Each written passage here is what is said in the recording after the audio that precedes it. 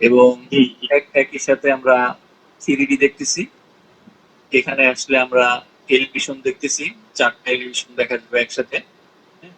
এবং যদি চাই যে আমরা একটা সেকশন দেখব, এখান থেকে ধরেন আমরা সেকশনটা দেখব যেখানে এই ডোর এবং উইন্ডো দুইটাই আসবে, এবং সামনের যে উইন্ডোটাও দেখব, সেটাও পসিবল। আমরা এই যে সেকশনটাও দেখতেছি। হ্যাঁ, সো আমরা যদি অটোক্যাডে কাজ করতাম, আমাদের কি করতে হতো, প্রত্যেকটা কিন্তু আলাদা আলাদা ভাবে মডেল করতে হতো।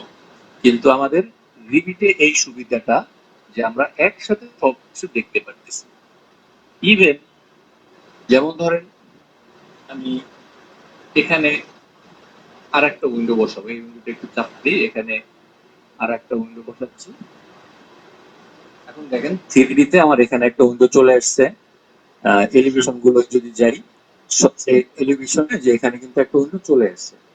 সো এই যে মানে সুবিধাটা রিভিটের, এটা আপনার এখানে হয়তো ছোট একটাই দেখতেছি আমরা, কিন্তু যখন অনেক বড় প্রজেক্ট হয়ে যায় তখন এই জিনিসগুলো খুব হেল্পফুল এবং অনেক দ্রুত হয়, সব জায়গায় একই সাথে আপডেট হয়ে যায়।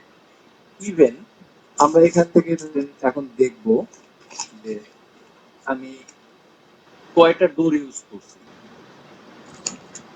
দেখেন এখানে আমরা 3টা ডোর ইউজ করছি, সবগুলাই 3 ফিট ইন্টু 7 ফিট, একটা একটা করে আসছে। এখন যদি আমরা দেখতে চাই যে আমরা যেহেতু একই রকম আছে, আমি কেন আলাদা ভাবে দেখবো, আমি একসাথেই দেখতে পারি। তো এখানে 36 ইন্টু 84 আছে হলো 3টা। তো আমি যদি একটা সাইজ চেঞ্জ করে দেই,